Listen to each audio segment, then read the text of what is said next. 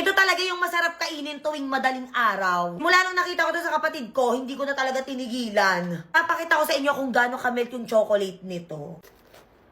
Ayan, o diba? Grabe! Ayan o, naririnig nyo ba yan? Naririnig nyo ba yan? Diba? Sobrang crunchy niya. Na natin.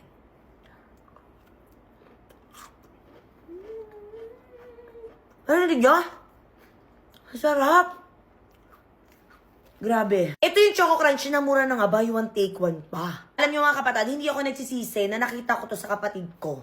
Kaya ako sa inyo, mag-check out ka na, nandiyan sa Yellow Basket. Alam niyo ba mga kapatid, every time na lalabas ako, ang dami nagsasabi sa akin, Ate Aya, ang bango mo naman. Ano yung pabango mo? Siguro ang mahal ng pabango mo, no? Yun yung lagi nilang sinasabi sa akin, pero hindi nila alam. Ito lang talaga yung binibili kong pabango kapag halimbawa yung dito lang ako sa malapit na lalabas lang ako dito malapit lang sa bahay. Mga hindi nakakaalam, mahilig din talaga ako sa pabango. Yes, meron tayong medyo lang mahal na pabango at syempre bumibili rin ako ng mga ganito kasi ito yung mga pangdiinan lang na pangbahay lang ganon. So, meron akong nabili. Ito, tuwang-tuwa ako kasi ito yung pinabango ko. Itong Valaya. Ito wala pa akong nabibili na legit na yung balaya na ganito kasi super mahal kasi talaga nun. So, bumili ako ng inspired niya lang na ganito.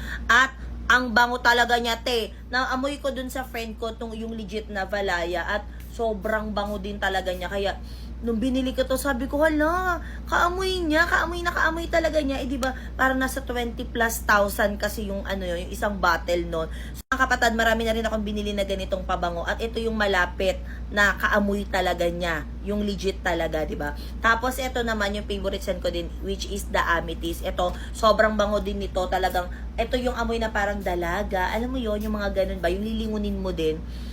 Oh, ang bango talaga. At by the way mga kapatid ha, murang-mura lang din to. Buy one, take one ko pa tong nabili. Kaya ako naghahanap pa ng pangdiinan na panglilingunin na pabango kapag dumaan ka. Well, ilalagay ko sa Yellow Basket, itry mo na din. Kung mahilig ka sa mga kutkuten, well, ito ang bagay sa'yo. Alam nyo, may nabili ako dito sa TikTok. Actually, healthy to kasi ito ay dried strawberries. Yes. So, hindi lang siya basta-basta kutkutin. Hindi lang siya basta-basta pwedeng papakin kasi pwede nyo siyang ilagay sa mga oatmeal nyo. Ayan, yung mga healthy living dyan na mahilig sa mga oatmeal. So, pwede nyo itong ilagay. At, hindi lang yun ha kasi meron na siyang kasamang dalawang free na pumpkin seed tsaka isang sunflower seed. O, diba? Ang bongga na. So, meron tong 1 kilong strawberry, dried strawberry. Tikman na natin siya. Actually, nitong nakakaraang araw kasi nahihilig talaga ako sa mga oatmeal. So, hindi ko siya mabuksan kasi wala nang nagbubukas para sa akin. Kawawa naman ako. Hindi ka kawawa.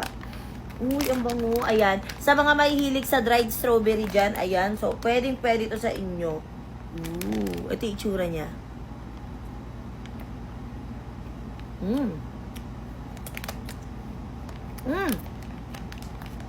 Ang sarap niya.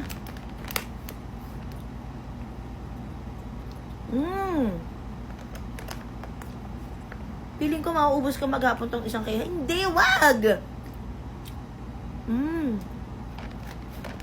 Sakto lang yung tamis niya. Hindi siya katulad ng mga ibang natikman ko na dried strawberries na sobrang asim or sobrang tamis. So, ito, saktong-sakto lang. Kaya pwede to sa mga nag-healthy living na dyan. At syempre, kung mahilig ka sa kutkutin, ulitin ko, may kasama na siyang ganito dahil buy one, take 3 na siya. Ilalagay ko sa Yellow Basket, mag-check out ka na. Buy one, take 4 na tissue. Meron na naman ako nakita dito sa TikTok. Yes, sa mga hindi nakakaalam, tissue is light talaga ako. Pero kasi naipakita ko na sa inyo last time, meron akong binili nito, yung maliliit na version, which is 30 pieces siya sa isang box. Ewan ko ba, itong brand na to talaga is talagang pampakyawan kasi pang maramihan talaga siya. So mga kapatid, hindi ka nalugi dito kasi bukod sa maganda yung quality nito, dahil 4 layers na per sheet, talaga nga namang sulit ka na. Papakita ko sa inyo ha. So meron na nga rin pala tong kasamang dalawang sabitan. Ito, sabitan kung gusto niyo siya isabit sa bathroom nyo or sa kwarto nyo, ganun. Tapos, eto siya. Ayan. Papakita ko sa inyo ha. Kasi, hindi talaga kasi ako nagpupunas ng towel. Kahit na anong tela sa face ko, talagang ang pinampupunas ko lang is tissue. Kita nyo naman, hindi siya yung manipis. So, pwede rin siya talaga sa face natin. At the same time, hindi siya magaspang. Okay? So, pwede to. Ayan, pag nagpupunas ka ng pawis. Kasi, di ba yung ibang tissue, pag nagpupunas ka ng pawis, naiiwan yung mga ilang part ng tissue sa face. So, ito hindi. Kaya gustong-gusto ko din talaga to. Kaya ako naghahanap ka ng sulit at the same time magandang quality ng tissue.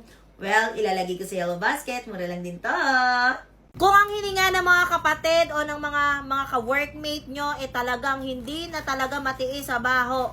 Well, regaluhan nyo ng ganito, baka sakaling matanggal o baka malesen yan. Alam nyo kung bakit? Meron lang naman tong 4 na available flavor sa isang pack, which is the blueberry, mint, peach, and lemon. Kaya hindi rin sila magsasawa. Kasi di ba yung mga ibang mint nakakasawa, minsan sobrang menthol, ang hirap kainin. Ito, sobrang din ito, sobrang tawag dito, hindi ka hindi ka mauumay kasi meron siyang iba't ibang flavor. So, tikman muna natin itong mint. Ito. Favorite ko kasi mint eh. So, tikman ko muna. By the way, ito yung itsura niya. Ooh. Lasang toothpaste. Ito naman sa'yo, blueberry. Ang sarap, lasang toothpaste. Yung mint. Yung mint flavor. Grabe. Diba? Kapag aalis ka ng bahay, syempre hindi maiiwasan, kakain tayo sa labas. Kung hindi man, hindi tayo nagsasalita sa maghapon. Minsan, medyo mabaho talaga yung smell ng ating breath. So, bumili na kayo ng ganito kasi nga, hindi ka mauumay dahil meron siyang available flavors at the same time, marami na rin sa isang pack. Sa isang pack, kaya i-check out mo na yan, ilalagay ko sa yellow basket. Can't take my eyes off you.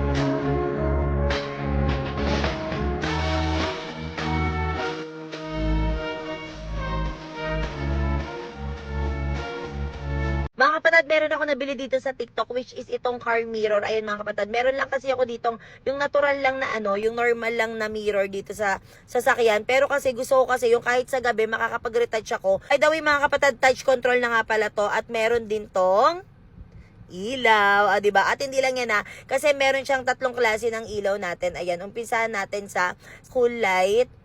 Tapos meron tayong natural light at syempre yung warm light natin mga kapatado, 'di ba? Ang bongga na. At the same time, pag nalobot siya, walang problema kasi meron siyang charging port dito. At pwede ka na makapag-retouch kahit gabi, 'di ba? Kaya kung gusto mo rin ng ganyan, ilalagay ko sa yellow basket, mura lang 'yan. Parang stress ko talaga nitong nakakaraang araw, kaya naglabasa na naman yung mga acne ko diyan sa aking face. Ayan, kitang-kita nyo naman 'yan.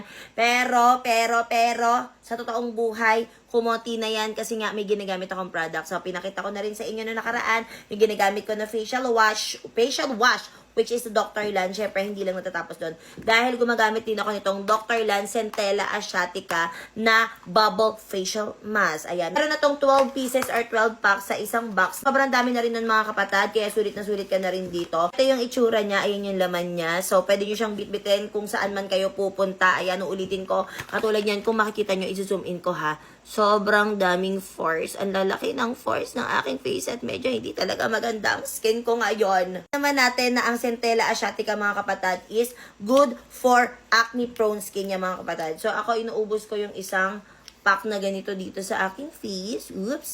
Ganyan lang yan. Then binababad ko siya ng 15 to 20 minutes sa aking face.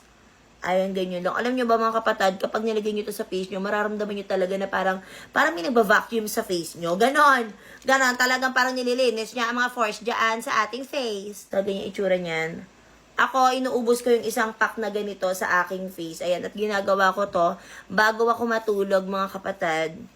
Inuubos ko talaga to kasi hindi talaga ako nagtitipid pagdating sa skincare kasi nga, syempre, kailangan alagaan natin ang skin natin. At the same time, mura lang din kasi to kaya hindi ka manghihinayang na ubusin yung isang pack sa isang face lang o sa isang gamitan lang. At kung mapapansin nyo, parang nagbabubble na siya. Ayan, katulad ng kiniklaim nito na bubble mask din talaga siya. Teka, yung nose natin wala.